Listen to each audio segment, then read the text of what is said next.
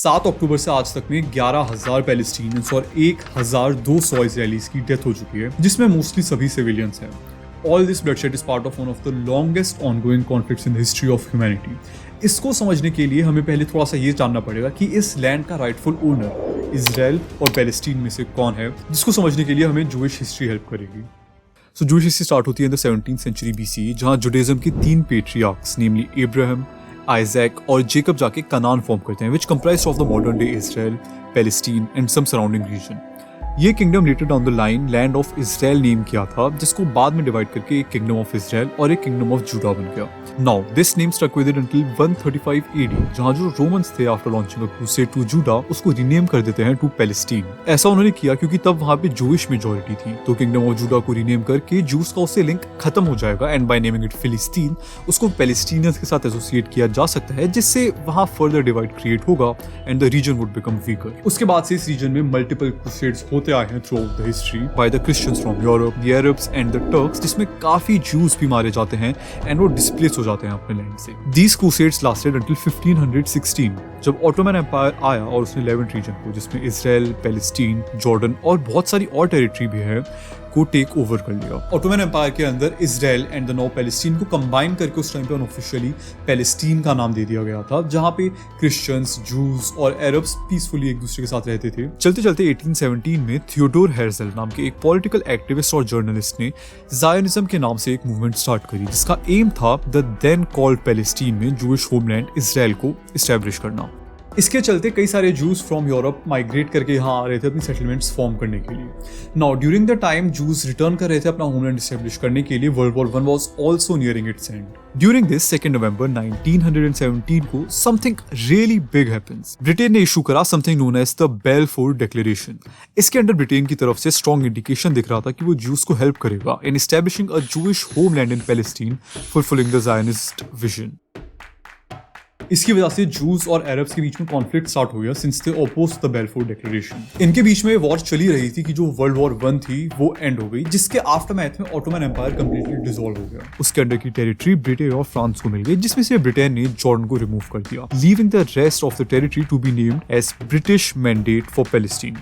ये division however Arab leaders को बिल्कुल पसंद नहीं आई, बट इसके बावजूद इजराइलीज ने अपने आप को एक इंडिपेंडेंट स्टेट डिक्लेयर कर दिया while still keeping Gaza and the West Bank unoccupied. इसकी वजह से आने वाले टाइम में बहुत बड़ा कॉन्फ्लिक्ट होने वाला था। इजराइल की इंडिपेंडेंस डिक्लेयर करने के कुछ ही टाइम में स्टार्ट होती है the Arab Israeli war of 1948। इसमें दी अरब लीग ने इजराइल पर वॉर डिक्लेयर करी over the division of land. Arab League में उस टाइम पर इजिप्ट, जिसमें पैलेस्टीन भी था, Jordan, Iraq, Syria, Lebanon, Yemen और सऊदी अरेबिया थे। Now surprisingly Israel was able to fend them off. इसके आफ्टरमैथ में काफी कैजुअलिटीज भी हुई। इजराइल में 6,373 कैजुअलिटीज रिपोर्ट करी गई, जिसमें 2,400 सिविलियंस थे एंड 10,000 से ज्यादा अरब सोल्जर्स एंड सिविलियंस मारे गए। इसके बाद आने वाले टाइम में अटैक्स एंड काउंटर अटैक्स चलते रहे, बट इसी बीच 1964 में पैलेस्टीन लिबरेशन ऑर्गेनाइजेशन बनी, जिसको हम PLO की तरह रेफर करेंगे। As suggested by the name, PLO का मोटिव था पैलेस्टीन को लिबरेशन दिलाना, जिसके लिए उसे अरब लीग में एक सीट भी मिली। हाउएवर PLO का कौन सक्सेसर होने वाला है ये देखने वाला होगा। इसके बाद बड़ा इवेंट था 1967 की अरब इजरायली 6 डे वॉर।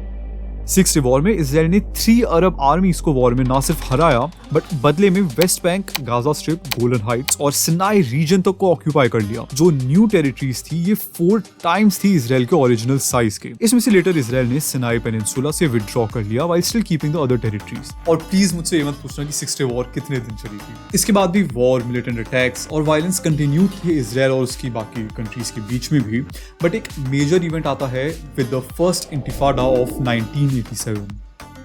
अब इस कॉन्टेक्स्ट में इंटिफादा का मतलब होता है एन अपराइजिंग, जो कि यहाँ पे हो रही थी because of Israeli occupation and settlement in the Gaza strip. इसके अंडर प्रोटेस्ट हो रहे थे जो कि एस्केलेट करके कई सारे केसेस में वायलेंट राइट्स में भी कन्वर्ट हो चुके थे, और in general Israeli goods and services का बॉयकॉट चल रहा था। हाउएवर ये मोस्टली पीसफुल ही रहा, इसमें उतना ज्यादा वायलेंस इरप्ट नहीं हुआ था।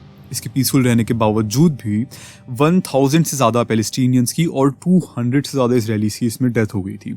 However this led to something which was remotely good. It led to the Oslo accords of 1993। इसके अंदर इजराइल ने जो टेरिटरी कैप्चर करी थी गाजा स्ट्रिप की और वेस्ट बैंक ऑफ जॉर्डन की, उसको वो धीरे धीरे करके गिव अप करेंगे by slowly retracting their forces from it. ये मीटिंग हुई थी व्हाइट हाउस में, जिससे हमें ये आइकॉनिक इमेज भी मिली। हाउएवर ओस्लो अकॉर्ड्स को उस टाइम पे इतना ज्यादा स्ट्रांगली ओपोज करा जा रहा था कि तब के जो इजरायली प्राइम मिनिस्टर थे, प्राइम मिनिस्टर राबी, उनको राइट विंग एक्सट्रीमिस्ट ग्रुप ने इजराइल के असैसिनेट कर दिया था, जिसकी वजह से ये जो पीस प्रोसेस स्टार्ट हुआ था ये ईयर 2000 में एंड हो जाता है।